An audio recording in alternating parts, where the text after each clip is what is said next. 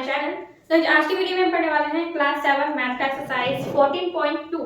आपको एक्सरसाइज 14.1 का वीडियो इस वीडियो के डिस्क्रिप्शन बॉक्स में मिल जाएगा या फिर इस वीडियो के लास्ट में आपको 14.1 का वीडियो मिल जाएगा। तो आज की वीडियो में हम सॉल्व करने वाले हैं 14.2। तो वीडियो में लास्ट तक बने। ये वीडियो हेल्पफुल लगेगी तो प्लीज वीडियो को लाइक कीजिएगा। चैनल पर पहली बार आए हैं तो चैनल सब्सक्राइब करके बेल आइकन को प्रेस कर लीजिएगा ताकि आपको मेरी फ्यूचर वीडियोस की नोटिफिकेशन मिल सके। So let's start the video. तो हम क्लास 7 मैथ का एक्सरसाइज 14.2 स्टार्ट कर रहे हैं। हमने 14.1 तक कंप्लीट कर लिया है एंड आपको सारे वीडियोस प्लेलिस्ट में मिल जाएंगे एंड प्लेलिस्ट वाले ऑप्शन में जाकर आप सारे वीडियोस देख सकते हैं। वहाँ पे आपको अदर सब्जेक्ट के भी वीडियोस मिलेंगे। क्वेश्चन नंबर 1 में दिया गया है कि नीचे दी गई आकृतियों में से किनमें घूर्णन समिति का क्रम 1 से अधिक है। समिति का मतलब मैंने आपको पहले ही बता दिया था। अगर आपने 14.1 का वीडियो नहीं देखा है तो देख लीजिए, उसमें सारा कुछ मैंने बता दिया है। समिति का डेफिनेशन भी मैंने बताया है, तो पूरा चैप्टर आप लोग देख लीजिएगा। एंड इस क्वेश्चन में कह रहा है कि ये जो यहाँ पर चित्र दिया गया है इसमें से किसमें घूर्णन समिति का क्रम 1 से अधिक है। ठीक है, ये जो चित्र यहाँ पर दिया गया इसको हम क्या करेंगे, घुमा के देखेंगे कि कौन 1 से ज़्यादा बार घूमता है। जो 1 से ज़्यादा बार घूमने पे भी सेम आ जाता होगा वो उसका क्रम 1 से अधिक होगा। ठीक है, हमें इन चित्रों को घुमाकर देखना है कि जिसको 1 से ज़्यादा बार घुमाने पे जो सेम आ जाता होगा वो उसका घूर्णन समिति का क्रम 1 से अधिक होगा। मैंने यहाँ पे सारे फिगर बना के रखे हैं एंड ये फिगर कुछ ज़्यादा ही बड़ा हो गया है, ये वाला। एंड उसके बाद मैंने इसको भी बनाया है एंड मैंने इसको भी बनाया है एंड ये वाला रहा लास्ट फिगर। तो इन सब फिगर की मदद से हम क्वेश्चन को समझने वाले हैं, तो वीडियो को पूरा देखिएगा। पहले हम स्टार्ट करेंगे क्वेश्चन नंबर 1 से। सबसे पहले तो हम ये देखेंगे कि ये वाला जो फिगर है ये सममिति है या नहीं, यानी कि ये सममित है या नहीं। तो कैसे चेक करेंगे, तो हमने पढ़ा था कि कोई ऐसा फिगर होता है जो एक दूसरे को मतलब मोड़ने पे, बीच से मोड़ने पे पूरी तरह से ढक लेता है, वो सममित होता है। तो यहाँ पर जब हम इसको इस तरह से मोड़ रहे हैं, बीच से इस तरह से मोड़ रहे हैं, तो ये क्या कर रहा है, एक दूसरे को पूरी तरह से ढक रहा है। ठीक है, यानी कि दोनों तरफ एकदम बराबर है और दोनों तरफ पूरी तरह से ढक गया है। अगर हम इसको ऐसे करके भी मोड़ते हैं, इस तरह से भी अगर हम इसको मोड़ते हैं तो इस तरह से मोड़ने पर भी आप देख सकते हैं कि ये पूरा फिगर जो है एक दूसरे को, ये दोनों पार्ट ने एक दूसरे को पूरी तरह से ढक लिया है।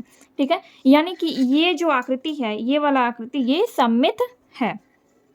पूछ रहा है कि इसका घूर्णन समिति क्रम 1 से अधिक है या नहीं। तो इसको हम कैसे बनाएंगे, तो यहाँ पर हम क्या करेंगे, एक फिगर बना लेंगे इसी टाइप का। अगर हम इस फिगर को ऐसे करके बनाते हैं, मैं आपको सिर्फ यहाँ पर एग्जाम्पल दे के समझा रही हूँ। अगर हम इसको ऐसे करके बनाएंगे, इस तरह से हमने फिगर बना लिया, ऐसे और ऐसे।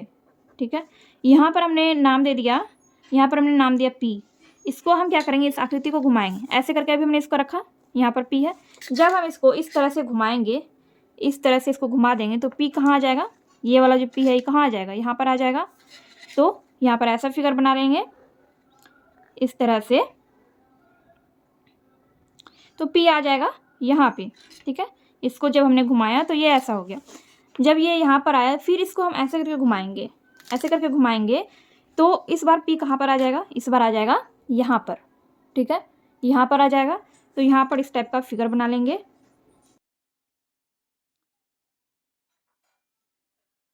इस बार आ गया P यहाँ पर। ठीक है, इसी को हमने क्या किया, घुमा दिया। अब ये यहाँ पर आ गया, P यहाँ पर आ गया। तो फिर इसको हम फिर एक बार ऐसे करके इस तरह से घुमा देंगे, पूरा हम इसको घुमा देंगे। तो इस बार P कहाँ पर आएगा, यहाँ पर आ जाएगा। ठीक है, तो यहाँ पर हम एक ऐसा फिगर बना लेंगे, तो P आ जाएगा यहाँ पर।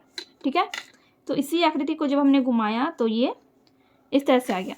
ये जब यहाँ पर आया फिर जब हम इसको ऐसे घुमाएंगे, सीधा करेंगे, तो ये कैसा बन जाएगा, ऐसा बन जाएगा, यानी कि P ऊपर आ जाएगा।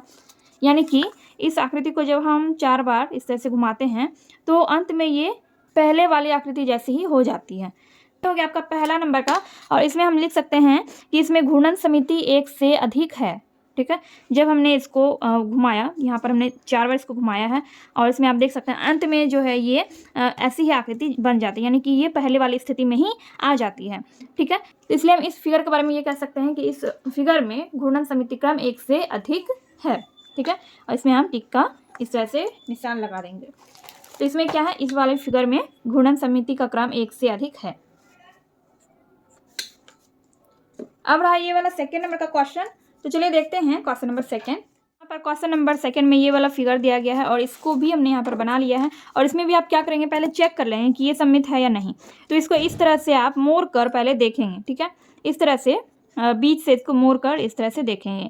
तो इस मोड़ कर देखने पे क्या होता है, इस तरह से जब आप मोड़ के देखते हैं तो इससे पता चल जाता है कि ये आकृति जो है ये सममित है या नहीं। तो यहाँ पर आप देख सकते हैं कि इसने इस तरह से तो दोनों भाग को पूरी तरह से ढक लिया है, दोनों भाग ने एक दूसरे को पूरी तरह से ढक लिया है। तो इसलिए ये आकृति जो है ये सममित है, ठीक है।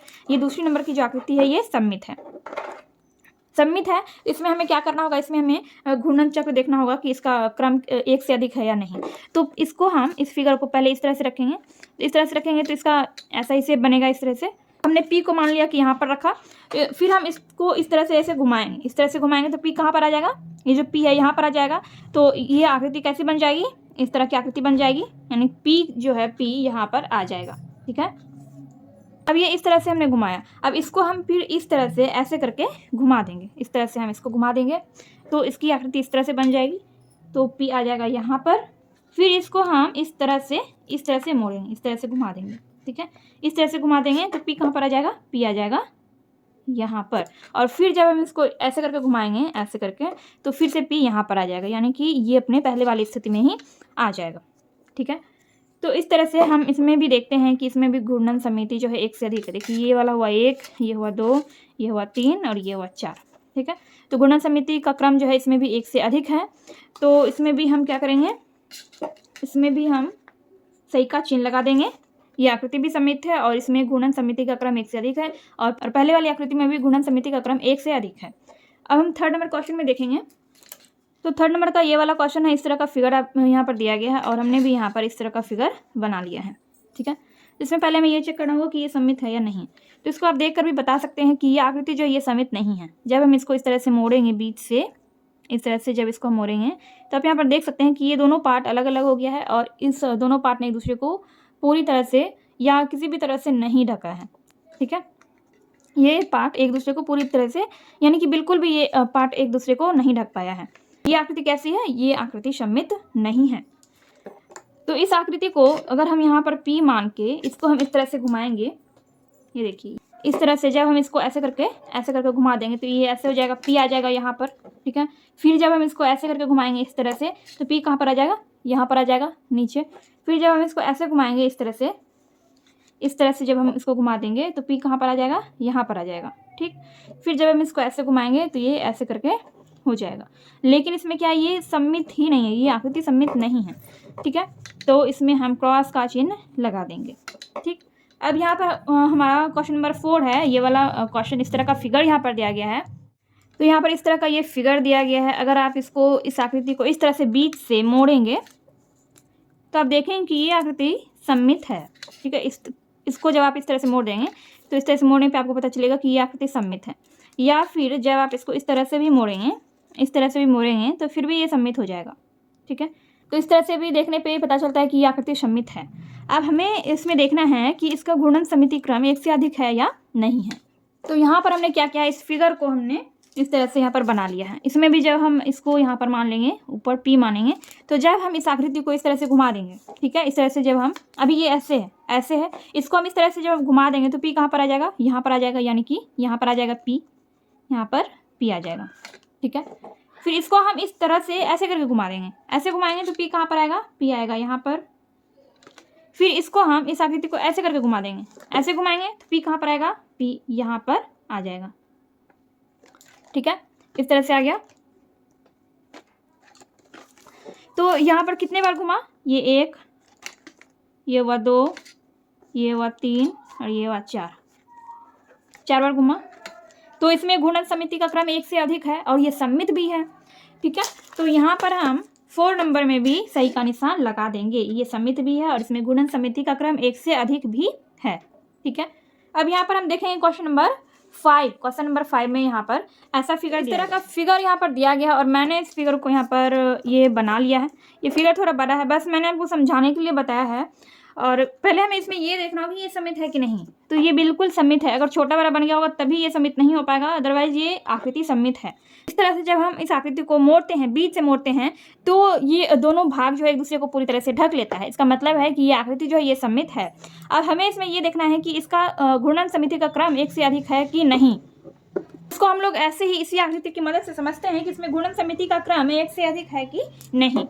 तो यहाँ पर जब हम इस आकृति को, मान लीजिए कि हमने इसको पेज पे बनाया और हम इस आकृति में यहाँ पर ऊपर मान लेंगे P, यहाँ पर हम P मान लेंगे और इस आकृति को हम इस तरह से ऐसे घुमाएंगे तो P कहाँ पर आएगा, यहाँ पर आएगा, यानी कि एक हुआ, ये 2 बार, दूसरी बार घुमा, फिर ऐसे हम तीसरी बार ऐसे घुमाएंगे, ऐसे करके घुमाएंगे, ऐसे करके घुमाएंगे तो P कहाँ पर आ जाएगा, यहाँ पर आ जाएगा।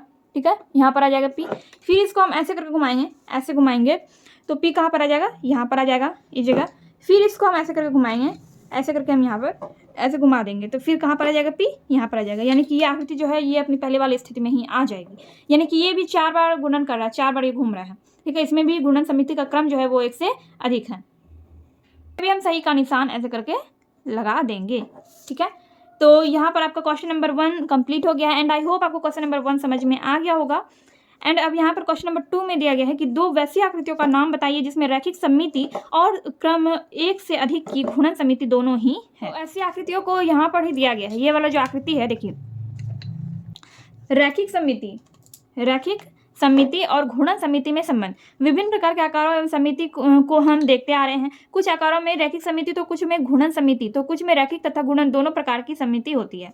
ठीक है, तो यहाँ पर जो है ये कैसा है, ऊपर वर्ग में रैखिक एवं घूर्णन दोनों प्रकार की समिति है। ये जो वर्ग है इसमें रैखिक समिति भी है और इसमें घूर्णन समिति भी है।